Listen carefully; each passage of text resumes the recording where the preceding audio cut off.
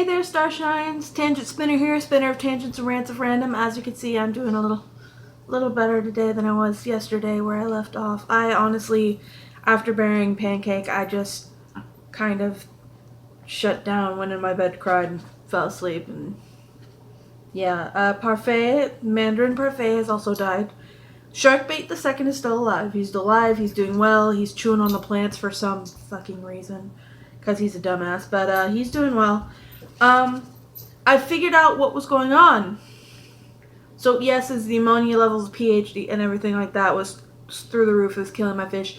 The fucking rocks that I put in the bottom of my fish tank, the rocks that I got from a friend of mine, they weren't aquarium rocks. They were spray painted, which was introducing chemicals into the tubs that were killing my fish. So they looked pretty, but they were poisonous. So I'm calling belladonna stones. God damn.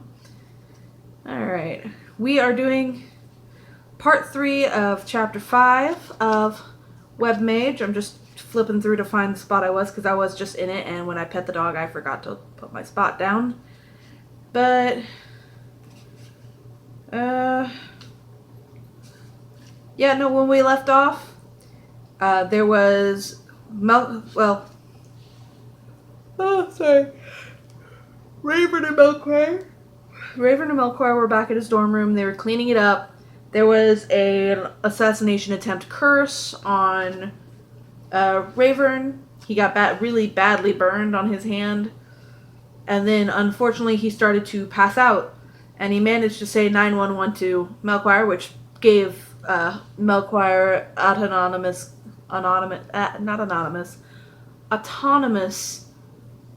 choice, which means that Melchior could do whatever the fuck he felt was right in that situation. So that's what we're picking up. There was a little space where he went unconscious, and sorry, and that was that. Alright. Incoming, hissed Melchior. Huh? I replied muzzily, opening my eyes. A clock blinked a few inches away. I peered at it blearily. After a moment, I was able to recognize it as the one in my dorm. After another, I was able to read it. 4 a.m. I didn't need to be at class for another 3 hours, so I closed my eyes. Something sharp pinched my cheek, and I opened them again. You've got to get up, boss. Mel sounded worried, and I seemed to remember he had good reason to be, but I just couldn't think straight. He poked me in the ribs with a sharp claw. It hurt, and I came a little more awake. What in Hades' name? I grumbled. God damn it. Sorry. He pointed to a ghostly glow near the door, an incoming locust transfer. Things started to come back to me. Atropos, the assassination attempt, my most recent injury. I moved my right hand experimentally. The pain was gone, but so was most any other sensation. Chaos and discord, I swore. I hope not, Melchior replied. See, there's apostrophe S here, so it should just be Melchior replied. But it says Melchior's replied. That's improper English. It should be either Melchior's reply or Melchior replied. Not Melchior's replied. Anyways. Fate is giving us enough trouble without we should irritate any of the other great powers. God, that whole sentence structure. God damn. His voice was light, but he had my pistol ready when I reached for it. As I rolled out of bed and started slithering across the room, deep rumbling snores informed me that my roommate had arrived while I was unconscious. Fortunately, Rod only sounds like that when he's had 4 or 5 too many. He must have stumbled and drunk and passed out. If he followed his usual pattern, I could probably use him as an armrest while I fired my pistol without waking him. Assuming things didn't get too messy, he had an excellent chance of coming through the next half an hour without noticing a thing or suffering any harm. That was all to the good. I didn't like him much, but I didn't want him getting hurt because of me. Hopefully it wouldn't become an issue. I wanted to be gone before the bad nastiness coming through the other arrived. God damn it, I'm sorry. I wasn't even yawning this much until I decided a video. And I was well on my way, but less than 15 seconds passed from the time Mel woke me to the moment I started groping for the doorknob. When I'd first moved into the dorms, I'd set a gate spell into the tiny shower Rod and I shared with the other 2 bedrooms in our pod. It was M-Web dependent, but because of it was a permanent gate, it was faster than an LTP link. The question was whether anyone had tampered with it while I was gone. I didn't really want to test that the hard way. Unfortunately, it didn't look like my wants were going to be consulted. I finally managed to make the door cooperate, but stopped when I realized Mel wasn't with me. He was still beside the bed, standing perfectly still. "Come on," I husked. "What's the holdup?" There was no response. Bugger. "Mel, are you all right?" "He's fine." Cool and inhuman, the voice emanated from the column of light. A woman's form faded into being. She was tall and pale, with long dark hair and Fate's eyes. "Atropos," I whispered, and cold sweat broke out over my forehead. She continued as though she hadn't heard. "I've merely sent him an override command that immobilized him. I didn't want you vanishing before I had a chance to speak with you." I realized I just changed her voice entirely. I'm going to change it real quick. "I didn't want you vanishing before I had a chance to speak with you." Oh, wait, no, I was right. "Grandmother," I said, realizing my first impression had been mistaken. Atropos might have injured or killed Malquire, but she would never have bothered to freeze him. Setting my pistol carefully on the floor, I rose to my feet. I didn't know why my grandmother was there, but I was pretty sure it wasn't to give me a pat on the back and a box of cigars. She might not take kindly to my being armed. "Had I known you were coming, I'd have dressed more appropriately," I said, gesturing sheepishly at my t-shirt and boxers. "I apologize." She waved a hand dismissively and whistled a short, complex chord in hex, somehow managing the Fate trick of harmonizing with herself. For a brief moment, I felt as though millions of tiny spiders were running madly around my skin. God, that had to itch like shit, man, bro.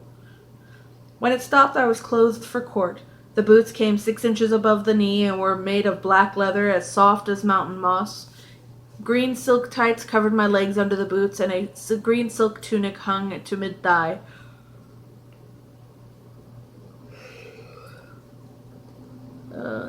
Over that was a belted black leather doublet cut high on the sides. The only things missing were a rapier and dagger.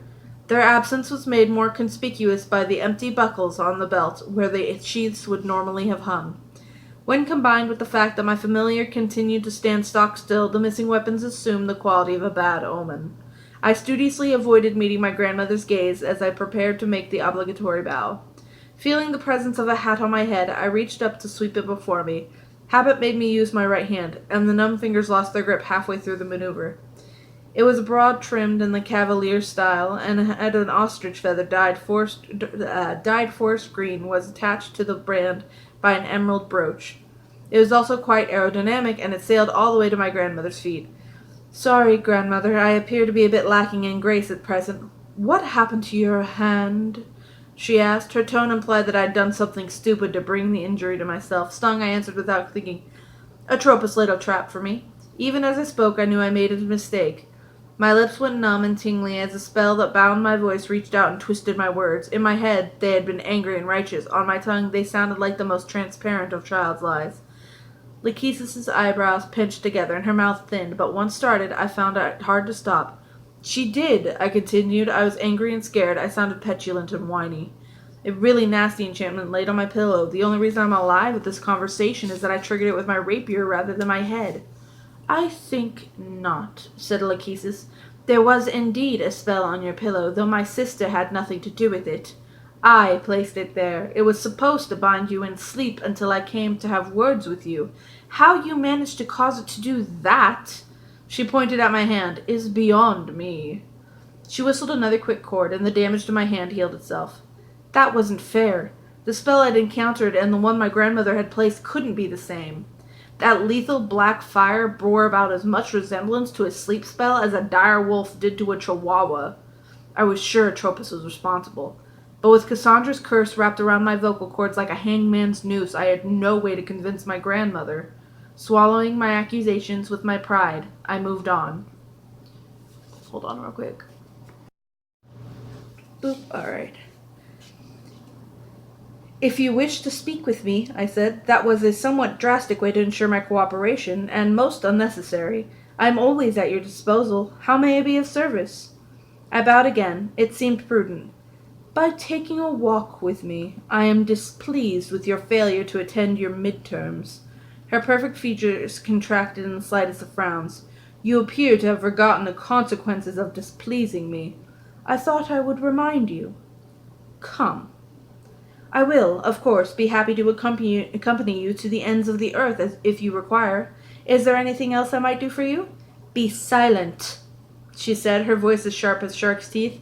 You have pushed me to the very limits of tolerance, grandson. There are a number of things I intend to draw to your attention, and I do not wish to be interrupted by excuses, however mannerly. Do you understand? I nodded mutely. Excellent. She whistled, and the glowing column expanded. I stepped into the light, throwing Melchior a sidelong glance as I went. Leave him, said Lachesis. He's well enough as he is. I wasn't so sure about that. In the brief instant I'd looked at him, I'd noticed oily sweat running down his naked sides. It seemed almost as though he were straining to hold perfectly still rather than having been frozen by my grandmother's command. But, of course, that was ridiculous. Then the quality of the light changed, and I had no more time to spare in worrying about my familiar. I was too busy worrying about myself. That's the end of Chapter 5, guys.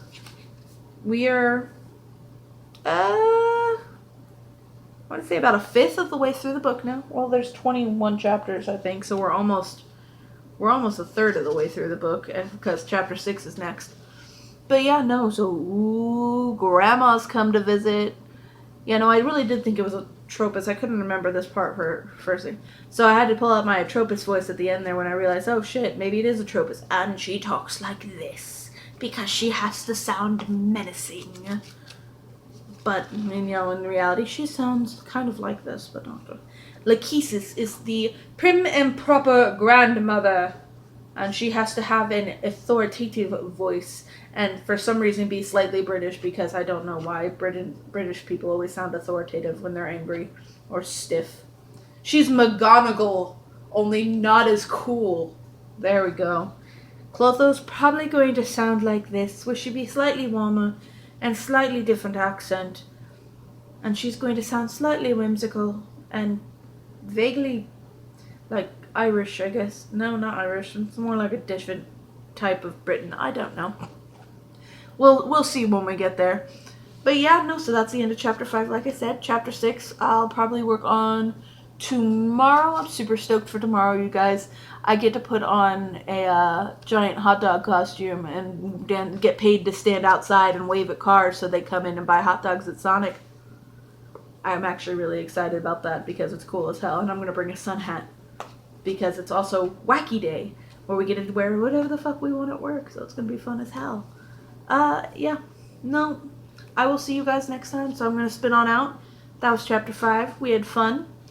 Like I said, I'm better news. I'm not getting any more fish right now. I'm just going to wait until probably not for a few days, at least. I'm going to check and see how everything goes with Sharkbait 2, and we'll see then. But anyways, like I said, spinning on out. Y'all know how YouTube works. Like, comment, subscribe. That's for Yasmin, because I love Yasmin, who watches my videos. I love you. But, yeah, no, that's that. So, remember, you're all my sunshines, okay? Have a nice night, guys.